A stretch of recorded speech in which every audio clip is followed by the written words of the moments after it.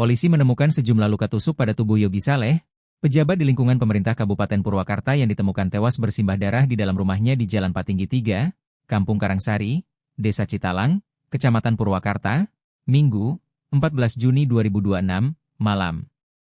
Korban yang menjabat sebagai Kepala Bidang Pengelolaan Aset Daerah pada Badan Keuangan dan Aset Daerah, BAD.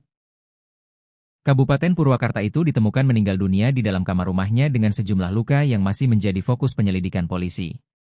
Kasat Reskrim Polres Purwakarta, AKP Imade Purwantara, mengatakan hasil visum luar sementara menunjukkan adanya 3 luka tusuk di bagian leher korban serta 1 luka robek di bagian dada atau ulu hati. Korban mengalami 3 luka tusuk di leher, 1 luka robek di bagian ulu hati, bekas jeratan di leher, serta beberapa memar di bagian lutut dan pergelangan kaki, kata Made saat dikonfirmasi tribunjabar.id, Selasa, 16 Juni 2026. Selain luka-luka tersebut, ia mengatakan, polisi juga menemukan bekas jeratan pada leher korban. Temuan itu membuat penyidik masih mendalami penyebab pasti kematian korban dan belum dapat menyimpulkan apakah kasus tersebut merupakan bunuh diri atau tindak pidana.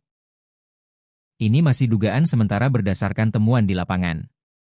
Kami belum bisa menyimpulkan apakah korban meninggal karena bunuh diri atau tindak pidana, ujarnya.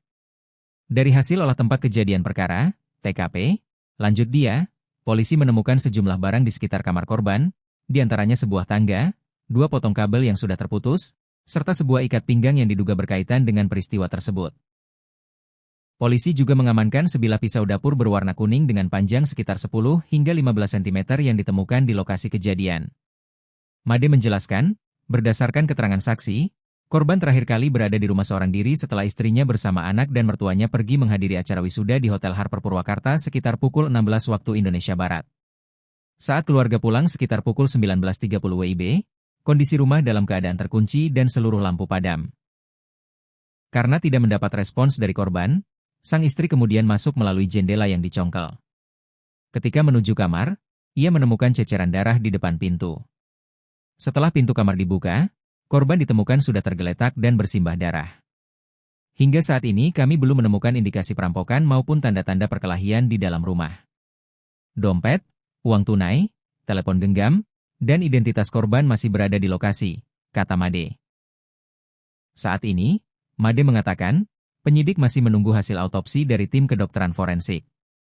Polisi juga mendalami percakapan terakhir dalam telepon genggam korban serta keterangan para saksi untuk mengungkap penyebab pasti kematian Yogi Saleh.